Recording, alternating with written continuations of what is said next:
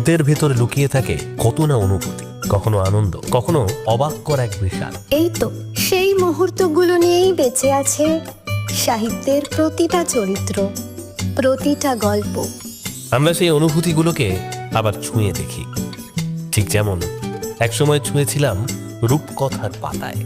চলুন আবার ডুব দিই গল্পের জগতে, যেখানে প্রতিটা শব্দ আপনাকে নিয়ে যায় এক নতুন অনুভবে। সাহিত্যম, শব্দের ভিতর গল্প আর গল্পের ভেতর জীবন।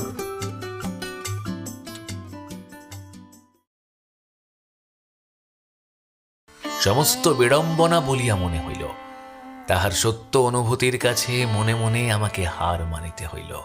কথাটাকে সে ঠিকমতো বলিতেও পারে নাই, কিন্তু সঙ্গীতের যে অন্তরতম মূর্তিটি কেবল ব্যথার ভিতর দিয়াই কদাচিৎ আত্মপ্রকাশ করে, সে করুণায় অভিনসিক্ত সদা জাগ্রত চৈতন্যই যেন রাজলক্ষ্মীর ওই দুটো কথার ইঙ্গিতে রূপ ধরিয়া দেখা দিল, এবং তাহার সংযম, তাহার ত্যাগ, তাহার হৃদয়ের সুচিতা আবার একবার যেন আমার চোখে আঙুল দিয়া তাহাকেই স্মরণ করাইয়া দিল।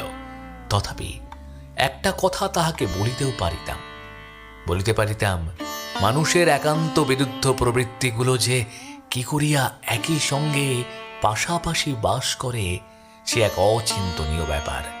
না হইলে আমি সহস্তে জীব হত্যা করিতে পারি। এত বড় পরমাশ্চর্য নিজের কাছে আর আমার কি আছে, যে একটা পিপিলিকার মৃত্যু পর্যন্ত সহিতে পারে না, রক্তমাখা যুবকাষ্ঠের চেহারা যাহার আহার নিদ্রা কিছুদিনের মতো ঘুচাইয়া দিতে পারে, যে পাড়ার অনাথ আশ্রয়হীন কুকুর বেড়ালের জন্য ছেলেবেলায় কতদিন নিঃশব্দে উপবাস করিয়াছে, তাহার বনের পশু গাছের পাখির প্রতি লক্ষ্য যে কি করিয়া স্থির হয়, এ তো কিছুতেই ভাবিয়া পাই না।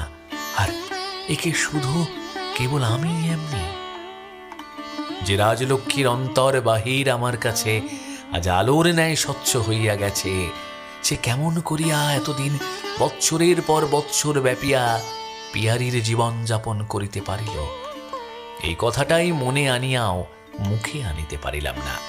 কেবল তাহাকে ব্যথা দিব না বলিয়াই নয়, ভাবিলাম কি হবে বলিয়া। দেব ও দানবে অনুক্ষণ কাঁধ মিলাইয়া মানুষকে যে কোথায় কোন ঠিকানায় অবিশ্রাম বহিয়া লইয়া চলিয়াছে, তাহার কি আমি জানি?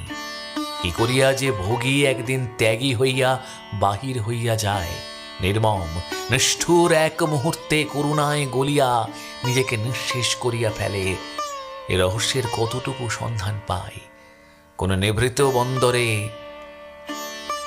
নিভৃত কন্দরে যে মানবাত্মার গোপন সাধনা অকস্মাৎ একদিন সিদ্ধিতে ফুটিয়া উঠে, তাহার কি সংবাদ রাখে? ক্ষীণ আলোকে রাজলক্ষ্মীর মুখের প্রতি দৃষ্টিপাত করিয়া তাহাকে উদ্দেশ্য করিয়া মনে মনে কহিলাম, এ যদি আমার ব্যথা দিবার শক্তিটাকেই কেবল দেখিতে পাইয়া থাকে এবং ব্যথা গ্রহণ করিবার অক্ষমতাকে স্নেহের প্রশ্রয়ে এতদিন ক্ষমা করিয়াই চলিয়া থাকে, তো অভিমান করিবার আমার কি বা আছে? চুপ করে রইলে যে? তবুও তো এই নিষ্ঠুরের জন্যই সর্বত্যাগ করলে। সর্বত্যাগ আর কই, নিজেকে তো তুমি নিঃসত্ত্ব হয়েই আজ আমাকে দিয়ে দিলে, সে তো আর চাইনি বলে ত্যাগ করতে পারলাম না। হ্যাঁ, নিঃসত্ত্ব হয়েই দিয়েছি, কিন্তু তোমাকে তো তুমি আপনি দেখিতে পাবে না, তাই সে উল্লেখ আমি করব না। বাংলার ম্যালেরিয়া আমাকে যে বেশ শক্ত করিয়াই ধরিয়াছিল, তাহা পশ্চিমের শহরে প্রবেশ করিবার পূর্বেই বোঝা গেল। পাটনা স্টেশন হইতে রাজলক্ষ্মীর বাড়িতে আমি অনেকটা অচেতন অবস্থাতেই নীত হইলাম। ইহার পরের মাসটা আমাকে জ্বর, ডাক্তার এবং রাজলক্ষ্মী প্রায় অনুক্ষণ ঘেরিয়া রহিল। জ্বর যখন ছাড়িল, তখন ডাক্তারবাবু বেশ স্পষ্ট করিয়াই গৃহস্বামিনীকে জানাইয়া দিলেন যে যদিও এই শহরটা পশ্চিমেরই অন্তর্গত এবং স্বাস্থ্যকর বলিয়াই খ্যাতি আছে, তথাপি তাহার পরামর্শ এই যে রোগীকে অচিরে স্থানান্তরিত করা আবশ্যক। আমার একবার বাঁধা ছাঁদা শুরু হইয়া গেল, কিন্তু এবার কিছু ঘটা করিয়া রতনকে একলা পাইয়া জিজ্ঞাসা করিলাম, এবার কোথায় যাওয়া হবে রতন? দেখিলাম এই নব অভিযানের সে একেবারেই বিরুদ্ধে। সে খোলা দরজার প্রতি নজর রাখিয়া আভাসে ইঙ্গিতে এবং ফিসফিস করিয়া যাহা কহিল, তাহাতেই আমি যেন দমিয়া গেলাম। রতন কহিল, বীরভূম জেলার এই ছোট গ্রামখানির নাম গঙ্গামাটি। ইহার পত্তনি যখন কেনা হয় তখন সে একবার মাত্র মোক্তারজি কিষানলালের সহিত সেখানে গিয়েছিল। মা নিজে কখনো যান নাই। একবার গেলে পলাইয়া আসিতে পথ পাইবেন না। গ্রামে ভদ্র পরিবার নাই বললেই হয়। কেবল ছোট জাতে ভরা, তাদের না ছোঁয়া যায় না আসে তারা কোনো কাজে। রাজলক্ষ্মী কেন যে এইসব ছোট জাতির মধ্যে গিয়া বাস করিতে চাহিয়েছে তাহার হেতু যেন কতকটা বুঝিলাম। জিজ্ঞাসা করিলাম, গঙ্গামাটি বীরভূমের কোথায়? রতন জানাইল, সাঁইথিয়া না কি এমন একটা স্টেশন হইতে প্রায় 10-12 ক্রোশ গরুর গাড়িতে যাইতে হয়। পথ যেমন দুর্গম তেমনি ভয়ানক। চারিদিকে মাঠ আর মাঠ, তাতে না হয় ফসল, না আছে এক ফোঁটা জল। কাঁকুড়ে মাটি, কোথাও রাঙা, আবার কোথাও যেন পুড়িয়া কালো হইয়া আছে। এই বলিয়া সে একটুখানি থামিয়া আমাকেই বিশেষ লক্ষ্য করিয়া পুনশ্চ কহিল, বাবু, মানুষে যে এখানে কি সুখে থাকে আমি তা ভেবে পাই না। আর যারা এসব সোনার জায়গা ছেড়ে সে দেশে যেতে চায় তাদের আর কি বলবো। মনে মনে একটা দীর্ঘ নিঃশ্বাস ফেলিয়া মৌন হইয়া রহিলাম। এই সকল সোনার স্থান ত্যাগ করিয়া কেন যে সেই মরুভূমির মধ্যে নির্বান্ধব ছোট লোকের দেশে রাজলক্ষ্মী আমাকে লইয়া চলিয়াছে তাহা ইহাকে বলাও যায় না, বুঝানো চলে না। বোধহয় আমার অসুখের জন্যই যেতে হচ্ছে রতন। এখানে থাকলে ভালো হবার আশা কম। এ ভয় সব ডাক্তারই দেখাচ্ছেন। কিন্তু অসুখ কি কারু হয় না বাবু? সারাবার জন্যে কি তাদের সব ওই গঙ্গামাটিতে যেতে হয়? মনে মনে বলিলাম, জানি না তাহাদের সব কোন মাটিতে যাইতে হয়। হয়তো তাহাদের পীড়া সোজা, হয়তো তাহাদের সাধারণ মাটির উপরেই সারে। কিন্তু আমাদের ব্যাধি সহজ নয়, সাধারণ নয়। ইহার জন্য হয়তো ওই গঙ্গা মাটিরই একান্ত প্রয়োজন। রতন কহিতে লাগিল, মায়ের খরচের হিসাবপত্র আমরা কোনোদিন ভেবে পেলাম না। সেখানে না আছে ঘরদোর, না আছে কিছু। একজন গোমস্তা আছে, তার কাছে 1002 টাকা পাঠানো হয়েছে একটা মেটে বাড়ি তৈরি করার জন্য। দেখুন দেখি বাবু, এ কি সব অনার্থিষ্টি কাণ্ড কারখানা। চাকর বলে যেন আমরা কেউ মানুষ নয়। তাহার ক্ষোভ এবং বিরক্তি দেখিয়া বলিলাম, নাই গেলে রতন অমন জায়গায়। জোর করে তো তোমাকে কেউ কোথাও নিয়ে যেতে পারে না। আমার কথায় রতন কোনো সান্ত্বনা লাভ করিল না। কহিল, মা পারেন? কি জানি বাবু, কি জাদুমন্ত্র জানেন যদি বলেন। তোমাদের সব জমের বাড়ি যেতে হবে। এতগুলো লোকের মধ্যে আমাদের এমন সাহস কারো নেই যে বলে না। বলিয়া সে মুখ ভারী করিয়া চলিয়া গেল। কথাটা রতন নিতান্তই রাগ করিয়া বলিয়া গেল। কিন্তু আমাকে সে যেন অকস্মাৎ একটা নূতন তথ্যের সংবাদ দিয়া গেল। কেবল আমি নয়, সকলেরই ওই এক দশা। ওই জাদু মন্ত্রের কথাটাই ভাবিতে লাগিলাম। মন্ত্রতন্ত্রে যে সত্যই বিশ্বাস করি তাহা নয়, কিন্তু একবারই লোকের মধ্যে কাহারও যখন এতটুকু শক্তি নাই যে জমের বাড়ি যাইবার আদেশটাকে পর্যন্ত অবহেলা করে, তখন সে বস্তুটাই বা কি? ইহার সমস্ত সংস্রব হইতে আপনাকে বিচ্ছিন্ন করিবার জন্য আমি কি না করিয়াছি। বিবাদ করিয়া বিদায় লইয়াছি, সন্ন্যাসী হইয়া দেখিয়াছি, এমনকি দেশত্যাগ করিয়া বহু দূরে চলিয়া গেছি। জীবনে আর দেখা না হয়, কিন্তু আমার সকল চেষ্টাই একটা গোল বস্তুর উপর সরল রেখা টানিবার মতো বারংবার কেবল ব্যর্থ হইয়া গিয়াছে। আপনাকে সহস্র ধিক্কার দিয়া নিজের দুর্বলতার কাছেই পরাজিত হইলাম। এই কথাটা মনে করিয়া অবশেষে যখন আত্মসমর্পণ করিলাম, তখন রতন আসিয়া আজ আমাকে এই খবরটা দিয়া গেল। রাজলক্ষ্মী জাদু মন্ত্র জানে। তাই বটে। অথচ এই রতনকেই জেরা করিলে জানা যাইবে সে নিজেও ইহা বিশ্বাস করে না।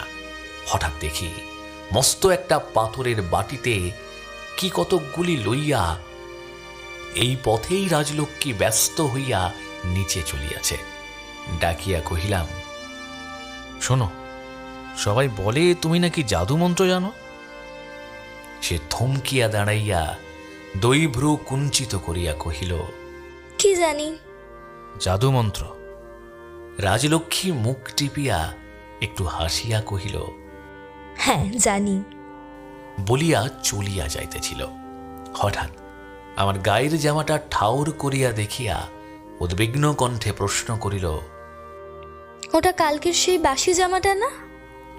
নিজের প্রতি দৃষ্টিপাত করিয়া বলিলাম, হ্যাঁ, সেইটাই বটে, কিন্তু থাক, বেশ ফর্সা আছে। ফর্সার কথা না, পরিষ্কারের কথা বলছি। তারপরে একটুখানি হাসিয়া বলিল, বাইরের ওই দেখান ফর্সাটা নিয়ে চিরকাল গেলে, ওটা তাচ্ছিল্য করতেও আমি বলিনি, কিন্তু ভেতরটা ঘামে নোংরা হয়ে ওঠে, সেটা কবে দেখতে শিখবে? বলিয়া সে রতনকে ডাক দিল। কেহই জবাব দিল না, কারণ কর্ত্রীর এই প্রকার উচ্চমধুর আহ্বানে সাড়া দেওয়া এবাড়ির বিধি নয়, বরঞ্চ মিনিট 5-6 গা ঢাকা দিয়া থাকায় নিয়ম। তোমার মন্ত্রী রতনকে বলো, যতক্ষণ সে জাদুমন্ত্র না শিখছে ততক্ষণ যেন এই দরকারি কাজগুলো হাত দিয়েই করে। এই বলিয়া সে পাথরের বাটিটা তুলিয়া লইয়া নিচে চলিয়া গেল। জামাটা বদলাইতে গিয়া দেখিলাম তাহার ভিতরটা যথার্থই মলিন হইয়া গেছে, হইবারই কথা, এবং আমিও যে আর কিছু প্রত্যাশা করিয়াছিলাম তাহাও নয়। কিন্তু আমার মনটা ছিল নাকি ভাবিবার দিকেই, তাই অতি তুচ্ছ খোলসটার অন্তর বাহিরের বৈসাদৃশ্যই আমাকে আবার নূতন আঘাত দিল। রাজলক্ষ্মীর সূচিবায়ুগ্রস্ততা অনেক সময়ই আমাদের কাছে নিরর্থক, পীড়াদায়ক, এমনকি অত্যাচার বলিয়াও ঠেকিয়াছে, এবং এখনই যে তাহার সমস্তটাই এক মুহূর্তে মন হইতে ধুইয়া মুছিয়া গেল তাহাও সত্য নয়। কিন্তু এই শেষ শ্লেষটুকুর মধ্যে যে বস্তুটা আমি এতদিন মন দিয়া দেখি নাই তাহাই দেখিতে পাইলাম।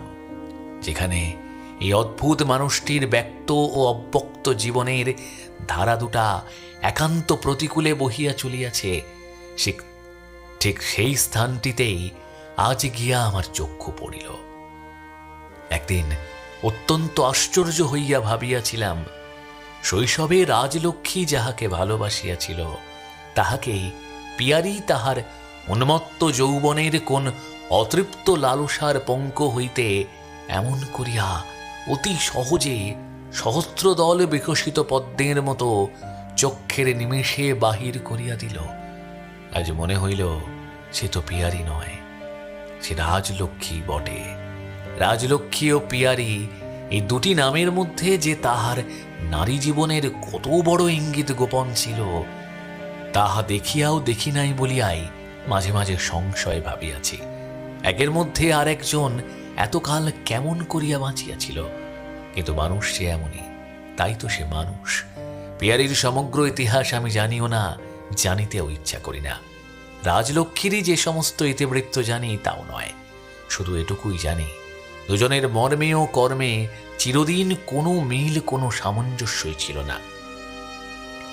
চিরদিনই উভয়ে পরস্পরের উল্টা স্রোতে বহিয়া গেছে।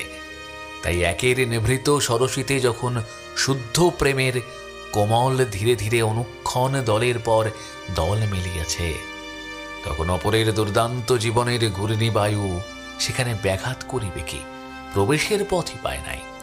তাই তো তাহার একটি পাপড়িও খসে নাই, এতটুকু ধুলাবালিও উড়িয়া গিয়া আজও তাহাকে স্পর্শ করিতে পারে নাই। শীতের সন্ধ্যা অচিরে গাঢ় হইয়া আসিল। আমি কিন্তু সেইখানে বসিয়া ভাবিতেই লাগিলাম।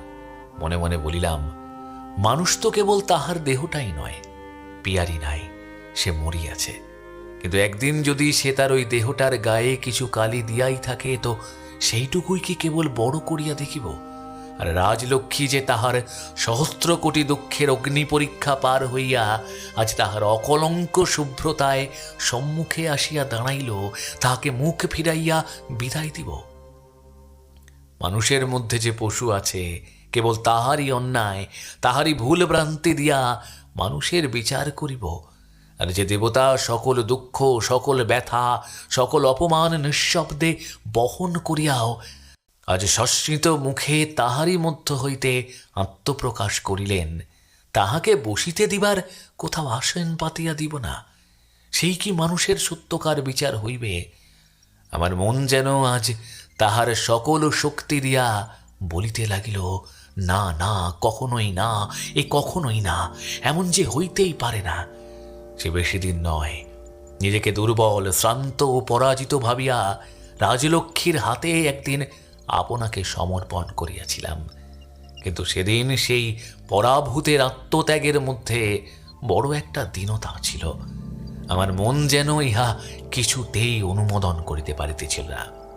কিন্তু আজ আমার সেই মন যেন সহসা সবলে এই কথাটাই বারবার করিয়া বলিতে লাগিল, ও দানই নয়, ও ফাঁকি যে পিয়ারিকে তুমি জানিতে না, সে তোমার জানার বাহিরেই পড়িয়া থাক, কিন্তু যে রাজলক্ষ্মী একদিন তোমারই ছিল, আজ তাহাকে তুমি সকল চিত্ত দিয়া গ্রহণ করো, এবং যাহার হাত দিয়া সংসারের সকল সার্থকতা নিরন্তর হইতেছে, ইহারও শেষ সার্থকতা তাহারই হাতে নির্ভর করিয়া নিশ্চিন্ত হও।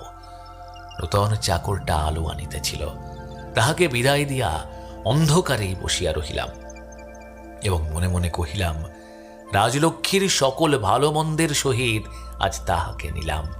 এইটুকুই আমি পারি, কেবল এইটুকুই আমার হাতে, কিন্তু ইহার অতিরিক্ত যাহার হাতে, সেই অতিরিক্তের বোঝা তাহাকেই দিলাম বলিয়া সে অন্ধকারেই খাটের বাজুর উপর নীরবে মাথা রাখিলাম। পূর্বের মতো পরদিনও যথারীতি আয়োজন চলিল, এবং তাহার পরের দিনও সারাদিন ব্যাপী উদ্যমের অবধি রহিল না। সেদিন দুপুরবেলায় প্রকাণ্ড এক সিন্ধুকে থালা, ঘটি, বাটি, গাঢ় গেলাস, বক্ন পিলসুজ অপর্যাপ্ত ভরা হইতেছিল। আমি ঘরের মধ্যে থাকিয়া ও সমস্ত দেখিতেছিলাম। একসময় ইশারায় কাছে ডাকিয়া জিজ্ঞাসা করিলাম, এসব হচ্ছে কি? তুমি কি আর ফিরে আসতে চাও না নাকি? রাজলক্ষ্মী বলিল, ফিরে কোথায় আসিব শুনি?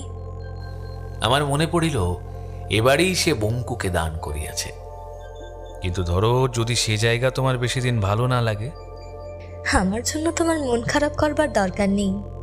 তোমার ভালো না লাগলে চলে এসো, আমি তাতে বাধা দেব না। তাহার কথার ভঙ্গিতে আমি আঘাত পাইয়া চুপ করিলাম। এটা আমি বহুবার দেখিয়াছি, সে আমার এই ধরনের কোনো প্রশ্নই যেন সরল চিত্তে গ্রহণ করিতে পারে না। আমিও যে তাহাকে অকপট ভালোবাসিতে পারি, কিংবা তাহার সংস্রবে স্থির হইয়া বাস করিতে পারি, ইহা কিছুতেই যেন তাহার মনের সঙ্গে গাঁথিয়া এক হইয়া উঠিতে চাহে না। সংশয়ের আলোড়নে অবিশ্বাস এক মুহূর্তেই এমন উগ্র হইয়া বাহিরে আসে যে তাহার জ্বালা বহুক্ষণ অবধি উভয়ের মনে রি রি করিয়া জ্বলিতে থাকে। এই অবিশ্বাসের আগুন যে কবে নিভিবে এবং কেমন করিয়া নিভিবে, আমি তাহার কোনো কিনারাই ভাবিয়া পাই না। সেও ইহারই সন্ধানে অবিশ্রাম ঘুরিতেছে, এবং গঙ্গামাটির এ সমস্যা শেষ মীমাংসা করিয়া দিবে কিনা, সে তথ্য যাহার হাতে, তিনি অলক্ষ্যে চুপ করিয়াইয়াছেন। সর্ববিধ আয়োজনে আরও দিন চারেক কাটিল, এবং আরও 2 দিন গেল শুভক্ষণের প্রতীক্ষায়। তারপরে একদিন সকালে অপরিচিত গঙ্গামাটির উদ্দেশ্যে আমরা সত্যই যাত্রা করিয়া বাহির হইয়া পড়িলাম। পথটা আমার ভালো কাটিল না, মনে কিছুমাত্র সুখ ছিল না। আর সকলের চেয়ে খারাপ কাটিল বোধ করি রতনের। সে মুখখানা অসম্ভব ভারী করিয়া গাড়ির এক কোণে চুপচাপ বসিয়া রহিল। স্টেশনের পর স্টেশন গেল, কোনো কাজে কিছুমাত্র সাহায্য করিল না। কিন্তু আমি ভাবিতেছিলাম সম্পূর্ণ অন্য কথা। স্থানটা জানা কি অজানা, ভালো কি মন্দ, স্বাস্থ্যকর কি ম্যালেরিয়ায় ভরা, সেদিকে আমার খেয়ালই ছিল না।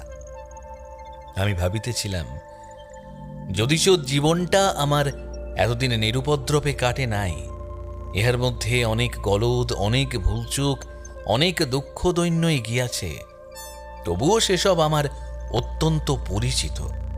এই দীর্ঘদিনে তাহাদের সহিত মোকাবিলা তো বটেই, বরঞ্চ এক প্রকারের স্নেহই জন্মিয়া গেছে। তাহাদের জন্য আমিও কাহাকে দোষ দিই না, আমাকেও আর বড় কেহ দোষ দিতে সময় নষ্ট করে না। কিন্তু এই যে কোথায় কি একটা নূতনত্বের মধ্যে নিশ্চিত চলিয়াছে, এই নিশ্চয়তাই আমাকে বিকল করিয়াছে। আজ নয় কাল বলিয়া আর দেরি করিবার রাস্তা নাই। অথচ ইহার না জানি ভালো, না জানি মন্দ, তাই ইহার ভালো মন্দ কোনোটাই আজ আর কোনো মতেই ভালো লাগে না। গাড়ি যতই দ্রুত বেগে গন্তব্যস্থানের নিকটবর্তী হইতে চলিয়াছে, ততই এই অজ্ঞাত রহস্যের বোঝা আমার বুকের উপর চাপিয়া বসিতেছে। কত কি যে মনে হইতে লাগিল তার অবধি নাই। মনে হইল অচির ভবিষ্যতে হয়তো আমাকেই কেন্দ্র করিয়া একটা বিশ্রী দল গড়িয়া উঠিবে। তাহাদের না পারিব লইতে, না পারিব ফেলিতে। তখন কি যে হইবে আর কি যে হইবে না, ভাবিতেই সমস্ত মনটা যেন হিম হইয়া উঠিল। চাহিয়া দেখিলাম, রাজলক্ষ্মী জানালার বাহিরে দুই চক্ষু মেলিয়া নিশ্চিন্তে বসিয়ে আছে, নীরবে বসিয়ে আছে। সহসা মনে হইল, ইহাকে আমি কোনোদিন ভালোবাসি নাই, তবু ইহাকে আমার ভালোবাসিতেই হইবে। কোথাও কোনো দিকে বাহির হইবার পথ নাই। পৃথিবীতে এত বড় বিড়ম্বনা কি কখনো কাহারও ভাগ্যে ঘটিয়াছে? অথচ একটা দিন পূর্বেও এই দ্বিধার জাঁতাকল হইতে আত্মরক্ষা করিতে নিজেকে সম্পূর্ণরূপে উহারি হস্তে আত্মসমর্পণ করিয়াছিলাম। তখন মনে মনে সবলে বলিয়াছিলাম, তোমার সকল ভালো মন্দের সঙ্গেই তোমাকে নিলাম লক্ষ্মী। অথচ আজ আমার মন এমন বিক্ষিপ্ত, এমন বিদ্রোহী হইয়া উঠিল। তাই ভাবি, সংসারে করিব বলায় এবং সত্যকার করায় কত বড়ই না ব্যবধান। সাঁইথিয়া স্টেশনে আসিয়া যখন পৌঁছানো গেল, তখন বেলা পড়িয়া আসিতেছে। রাজলক্ষ্মীর গোমস্তা কাশিরাম স্বয়ং স্টেশনে আসিতে পারেন নাই। সেদিকের ব্যবস্থা করিতে নিযুক্ত আছেন, কিন্তু জন দুই লোক পাঠাইয়া পত্র দিয়াছেন। তাহার রোকায় অবগত হওয়া গেল যে ঈশ্বরেচ্ছায় অত্র, অর্থাৎ তিনি এবং তাহার গঙ্গামাটির সমস্ত কুশল আদেশ মতো বাহিরে খাঞ্চারেক গোজান অপেক্ষা করিতেছে। তাহার দুইখানি খোলা এবং দুইখানি ছই দেওয়া, একখানিতে পুরু করিয়া খড় আর খেজুর পাতার চাটাই বিছানো, সেখানি স্বয়ং কর্ত্রী ঠাকুরানীর। অপরখানিতে সামান্য কিছু খড় আছে বটে, কিন্তু চাটাই নাই। সেখানে ভৃত্যাদি অনুচরগণের জন্য খোলা দুইখানিতে মালপত্র বোঝাই হইবে, এবং যদ্যপি স্থান সংকুলান না হয়তো পাইকদিগকে হুকুম করিলে বাজার হইতে আরও একটা জোগাড় করিয়া আনিবে। তিনি আরও জানাইয়াছেন যে আহারাদি সমাপন পূর্বক সন্ধ্যার প্রাক্কালে যাত্রা করাই বিধেয়, কারণ অন্যথা কর্ত্রী ঠাকুরানীর সুনিদ্রার ব্যাঘাত ঘটিতে পারে। এবং এ বিষয়ে সবিশেষ জ্ঞাত করাইতেছেন যে পথে ভয়াদি কিছু নাই, স্বচ্ছন্দে নিদ্রা যাইতে পারেন। কর্ত্রী ঠাকুরানী রোকাপাঠ করিয়া ঈষৎ হাস্য করিলেন মাত্র, এবং যে ইহা দিল তাহাকে ভয়াদির কোনো প্রশ্ন না করিয়া কেবল প্রশ্ন করিলেন, হ্যাঁ বাবা, কাছে কাছে একটা পুকুর টুকুর আছে, দেখিয়ে দিতে পারো? একটা ডুব দিয়ে আসি। আছে বই কি মাঠান, ওই যে ও থাকে। তাহলে চলো তো বাবা, দেখিয়ে দেবে। বলিয়া সে তাহাকে এবং রতনকে সঙ্গে লইয়া কোথাকার কোন অজানা পুকুরে স্নানাহ্নিক করিতে চলিয়া গেল। অসুখ প্রভৃতির ভয় দেখানো নিরর্থক বলিয়া আমি প্রতিবাদও করিলাম না। বিশেষত ইহাতেই যদিবা সে কিছু খায়, বাধা দিলে সেটাও তাহার আজিকার মতো বন্ধ হইয়া যাইবে। কিন্তু আজ সে মিনিট দশকের মধ্যেই ফিরিয়া আসিল। গরুর গাড়িতে জিনিসপত্র বোঝাই চলিতেছিল। সামান্য দুই একটা বিছানা খুলিয়া গাড়িতে পাতা হইতেছে।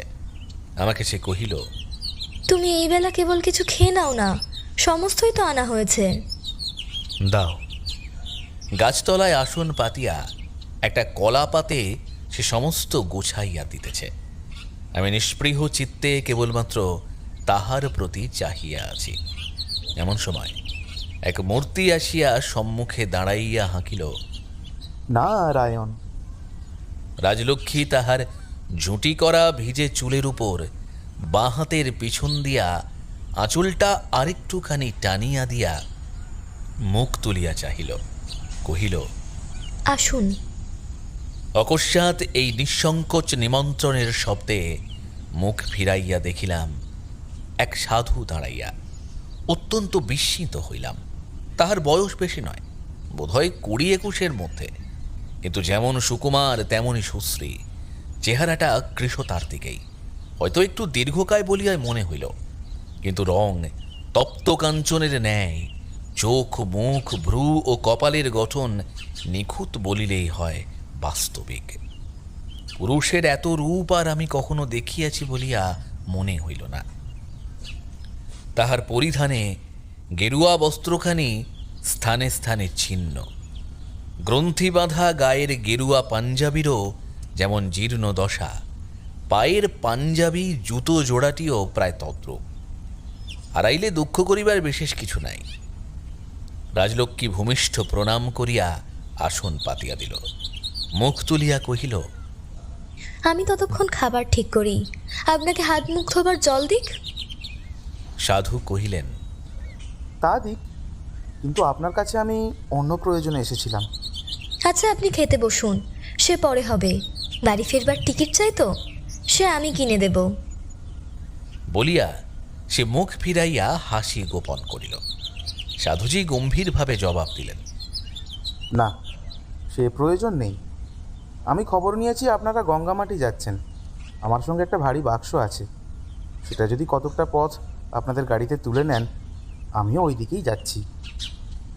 সে আর বেশি কথা কি, কিন্তু আপনি নিজে? আমি হেঁটেই যেতে পারবো, বেশি দূর নয়, ক্রোশ 6-7 হবে। রাজলক্ষ্মী আর কিছু না বলিয়া রতনকে ডাকিয়া জল দিতে বলিল এবং নিজে পরিপাটি করিয়া সাধুজির খাবার সাজাইতে নিযুক্ত হইল। এই কাজটি রাজলক্ষ্মীর নিজস্ব বস্তু, ইহাতে তাহার জোড়া পাওয়া ভার। সাধুজি, আপনার নামটি? বজ্রানন্দ। বাপরে বাপ, ডাক নামটি? তাহার কথার ধরনে চাহিয়া দেখিলাম তাহার সমস্ত মুখখানি চাপা হাসির ছটায় উজ্জ্বল হইয়া উঠিয়াছে, কিন্তু সে হাসিল না। আমিও আহারে মন দিলাম। সাধুজি বলিলেন, সে নামের সঙ্গে আর তো কোনো সম্বন্ধ নেই, নিজেরও না, পরেরও না। তা বটে, কিন্তু মুহূর্তকাল পরেই প্রশ্ন করিল, আচ্ছা সাধুজি, আপনি বাড়ি থেকে পালিয়েছেন কতদিন হলো? প্রশ্নটি অত্যন্ত অভদ্র। চাহিয়া দেখিলাম রাজলক্ষ্মীর মুখে হাসি নাই বটে, কিন্তু যে পিয়ারির মুখখানি আমি প্রায় ভুলিয়া গিয়াছিলাম এবং রাজলক্ষ্মীর প্রতি চাহিয়া চক্ষের নিমেষে আবার তাহাকেই মনে পড়িয়া গেল। সেই পুরনো দিনের সমস্ত সরসতা তাহার চোখে, মুখে, কণ্ঠস্বরে যেন সজীব হইয়া ফিরিয়া আসিয়াছে। সাধু একটা ঢোক গিলিয়া কহিলেন, আপনার এই কৌতূহল সম্পূর্ণ অনাবশ্যক। রাজলক্ষ্মী লেশমাত্র ক্ষুণ্ণ হইল না। ভালো মানুষটির মতো মাথা নাড়িয়া কহিল, তা সত্যি, তবে একবার নাকি ভারী ভুগতে হয়েছে, তাই?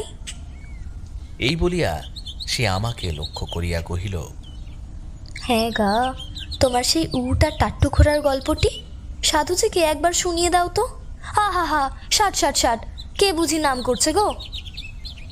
সাধুজি বোধহয় হাসি চাপিতে গিয়াই একটা বিষম খাইলেন।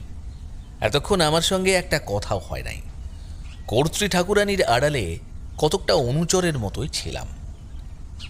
এখন সাধুজি বিষম সামলাইয়া যথাসম্ভব গাম্ভীর্যের সহিত আমাকে প্রশ্ন করিলেন, আপনি বুঝি তাহলে একবার সন্ন্যাসী?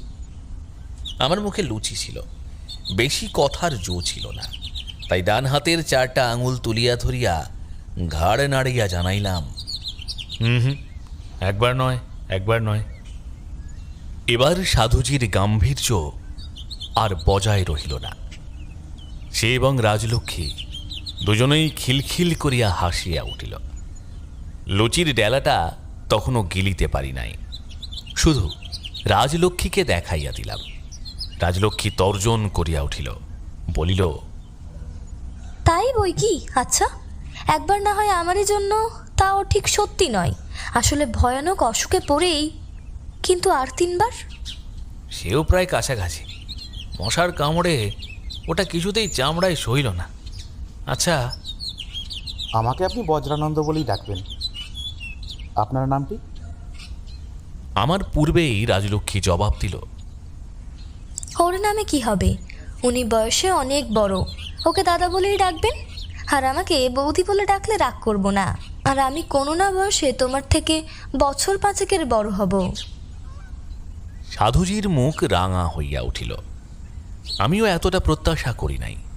বিস্ময়ে চাহিয়া দেখিলাম, এ সেই পিয়ারি, সেই স্বচ্ছ সহজ স্নেহাতুরা আনন্দময়ী, সেই যে আমাকে কোনো মতেই শ্মশানে যাইতে দিতে চাহে নাই এবং কিছুতেই রাজ সংসর্গে টিকিতে দিল না। এ সেই, এই যে ছেলেটি তাহার কোথাকার স্নেহের বাঁধন ছিন্ন করিয়া আসিয়াছে, সেখানকার সমস্ত অজানা বেদনা রাজলক্ষ্মীর বুক জুড়িয়া টান ধরিয়াছে। কোনো মতে ইহাকে সে আবার গৃহে ফিরাইয়া আনিতে চায়। সাধু বেচারা লজ্জার ধাক্কাটা সামলাইয়া লইয়া কহিল, দেখুন, দাদা বলতে আমার তত আপত্তি নেই, কিন্তু আমাদের সন্ন্যাসীদের ওসব বলে ডাকতে নেই। রাজলক্ষ্মী লেশমাত্র অপ্রতিভ হইল না। নেই কেন? দাদা বৌদিকে সন্ন্যাসীরা কিছু মাসি বলেও ডাকে না, পিসি বলেও ডাকে না। ও ছাড়া তুমি আমাকে কি বলে ডাকবে শুনি? ছেলেটি নিরুপায় হইয়া শেষে সলজ্জ হাসি মুখে কহিল, আচ্ছা বেশ, 6-7 ঘন্টা আরও আছি আপনার সঙ্গে। এর মধ্যে যদি দরকার হয় তো তাই বলেই ডাকবো। তা না হলে ডাকো না একবার। দরকার হলে ডাকবো বলেছি, মিছিমিছি ডাকাটা কি উচিত নয়। রাজলক্ষ্মী তাহার পাতে আরো গোটাচারেক সন্দেশ ও বরফি দিয়া কহিল, বেশ, তাহলেই হবে আমার। কিন্তু নিজের দরকারে যে কি বলে তোমাকে ডাকবো ঠাউর পাচ্ছি নে। আমাকে দেখাইয়া কহিল, ওকে তো ডাকতুম সন্ন্যাসী ঠাকুর বলে, সে আর হয় না, ঘুলিয়ে যাবে। তোমাকে না হয় ডাকবো সাধু ঠাকুরপো বলে, কি বলো? সাধুজি আর তর্ক করিলেন না। বেশ, তাই ভালো। তিনি এদিকে যাই হন, দেখিলাম আহারাদির ব্যাপারে তাহার রসবোধ আছে। পশ্চিমের উৎকৃষ্ট মিষ্টান্নের তিনি কদর বুঝেন। কোনোটির কিছুমাত্র অমর্যাদা করিলেন না। একজন সযত্নে পরম স্নেহে একটির পর একটি দিয়া চলিতে লাগিলেন এবং আরেকজন নিঃশব্দে নিঃসংকোচে গলাধকরণ করিয়া যাইতে লাগিলেন। আমি কিন্তু উদ্বিগ্ন হইয়া উঠিলাম। মনে মনে বুঝিলাম, সাধুজি পূর্বে যাহাই করুন, সম্প্রতি এরূপ উপাদেয় ভোজ্য এত অপর্যাপ্ত পরিমাণে সেবা করিবার সুযোগ করিয়া উঠিতে পারেন নাই। কিন্তু দীর্ঘকালব্যাপী ত্রুটি একটা বেলার মধ্যে সংশোধন করিবার প্রয়াস করিতে দেখিলে দর্শকের পক্ষে ধৈর্য করা অসম্ভব হইয়া ওঠে। সুতরাং রাজলক্ষ্মী আরও গোটা কয়েক পেড়া এবং বরফি সাধুজির পাতে দিতেই অজ্ঞাতসারে আমার নাক এবং মুখ দিয়া একসঙ্গে এত বড় একটা দীর্ঘ নিঃশ্বাস বাহির হইয়া আসিল যে রাজলক্ষ্মী এবং তাহার নূতন কুটুম্ব দুজনেই চকিত হইয়া উঠিলেন। রাজলক্ষ্মী আমার মুখের পানে চাহিয়া তাড়াতাড়ি বলিয়া উঠিল, তুমি রোগা মানুষ, তুমি উঠে হাত মুখ ধোও না গে, আমাদের সঙ্গে বসে থাকবার দরকার কি? সাধুজি একবার আমার প্রতি, একবার রাজলক্ষ্মীর প্রতি এবং তাহার পরে হাঁড়িটার দিকে দৃষ্টিপাত করিয়া সহাস্যে বলিলেন, দীর্ঘশ্বাস পড়বার কথাই বটে, কিছুই যে আর রইল না। আরও অনেক আছে। মা, চিড়ে তো ঢের পাওয়া যায়, কিন্তু দুধ কি দই কিছুই তো তোমার জন্য পাওয়া গেল না। সাধু বেচারা অতিশয় অপ্রতিভ হইয়া কহিলেন, আপনাদের আতিথ্যের উপর ভয়ানক অত্যাচার করলুম। বলিয়া সহসা উঠিবার উপক্রম করিতেই রাজলক্ষ্মী ব্যাকুল হইয়া বলিয়া উঠিল, আমার মাথা খাবে ঠাকুরপো যদি ওঠো, মায়েরই বলছি, আমি সমস্ত ছড়িয়ে ফেলে দেব। সাধু ক্ষণকাল বিস্ময়ে বোধ হয় ইহাই চিন্তা করিলেন যে এ কেমন স্ত্রীলোক যে একদণ্ডের পরিচয়েই এত বড় ঘনিষ্ঠ হইয়া উঠিল। রাজলক্ষ্মীর পিয়ারির ইতিহাসটা না জানিলে বিস্ময়ের কথাই বটে। তারপরে তিনি একটুখানি হাসিয়া বলিলেন, আমি সন্ন্যাসী মানুষ, খেতে আমার কিছুই বাধে না, কিন্তু আপনারও তো কিছু খাওয়া চাই। আমার মাথা খেয়ে তো আর সত্যি সত্যি পেট ভরবে না। রাজলক্ষ্মী জিভ কাটিয়া গম্ভীর হইয়া কহিল, ছি ছি, অমন কথা মেয়ে মানুষকে বলতে নেই ভাই, আমি এসব খাইনি, আমারও সব সহ্য হয় না। চাকরদের খাবার ঢের আছে, আজ রাতটা বই তো নয়। যা হোক, এক দুমুঠো চিড়ে টিড়ে খেয়ে একটু জল খেলেই আমার চলে যাবে, কিন্তু খিদে থাকতে যদি তুমি উঠে যাও তাহলে তো আর খাওয়া হবে না ঠাকুরপো। বিশ্বাস না হয় ওকে জিজ্ঞেস করো। বলিয়া সে আমাকে আপিল করিল, কাজেই এতক্ষণে আমাকে কথা কহিতে হইল। বলিলাম, এ যে সত্যি সে আমি হলপ নিয়ে বলতে রাজি আছি। সাধুজি, মিথ্যে তর্ক করে লাভ নেই ভায়া। পার হাঁড়িটা উপুর না হওয়া পর্যন্ত সেবাটা যেমন চলছে চলুক, নইলে ও আর কোনো কাজেই আসবে না। খাবারটা ট্রেনে এসেছে, সুতরাং অনাহারে মারা গেলেও ওকে তার এক বিন্দুও খাওয়ানো যাবে না, এটা ঠিক কথা।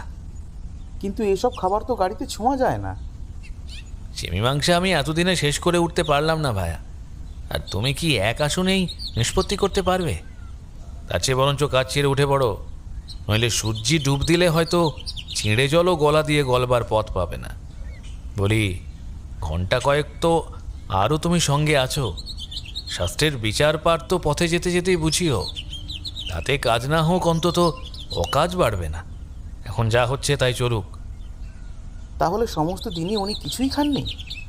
না, তাছাড়া কালো কি নাকি একটা ছিল, শুনছি দুটো ফলমূল ছাড়া কালো আর কিছু ওর মুখে যায়নি।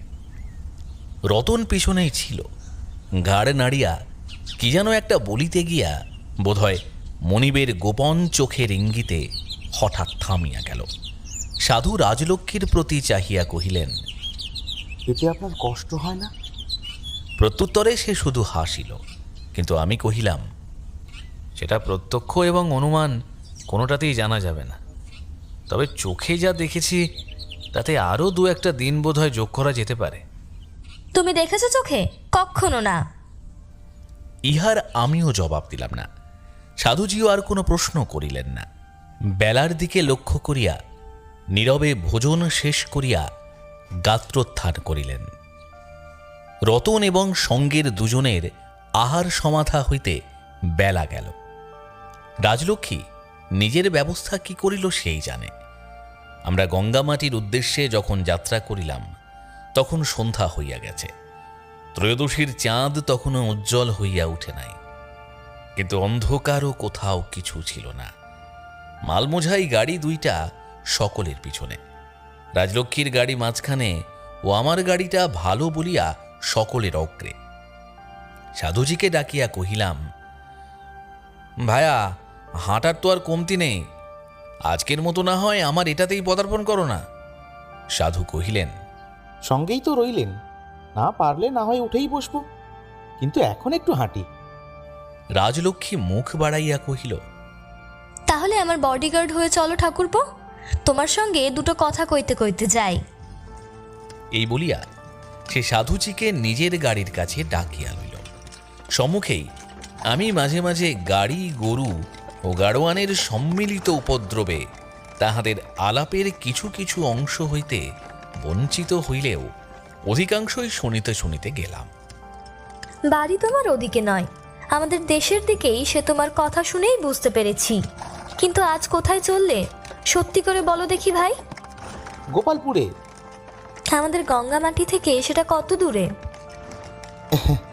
আপনার গঙ্গামাটিও জানি নে, আমার গোপালপুরও চিনি নে, তবে সম্ভবত ও দুটো কাছাকাছিই হবে, অন্তত তাই তো শুনলাম। তাহলে এত রাত্রে গ্রামই বা কি করে ঠাহরাবে? যার ওখানে যাচ্ছ তার বাড়ি বা কি করে খুঁজে পাবে? গ্রামটা ঠাওরানো শক্ত হবে না, কারণ পথের উপরেই নাকি একটা শুকনো পুকুর আছে, আর দক্ষিণ দিকে ক্রোশখানে খাঁটলেই পাওয়া যাবে। আর বাড়ি খোঁজবার দুঃখ পোয়াতে হবে না, কারণ সমস্তই অচেনা, তবে গাছতলা একটা পাওয়া যাবেই, এ আশা আছে। এই শীতের রাত্রে গাছতলায় ওই সামান্য কম্বলটা মাত্র অবলম্বন করে? সে আমি কিছুতেই সইতে পারবো না ঠাকুরপো। তাহার উদ্বেগ আমাকে পর্যন্ত আঘাত করিল। সাধু কিছুক্ষণ নীরব থাকিয়া আস্তে আস্তে বলিলেন, কিন্তু আমাদের তো ঘর বাড়ি নেই, আমরা তো গাছতলাতেই থাকি দিদি।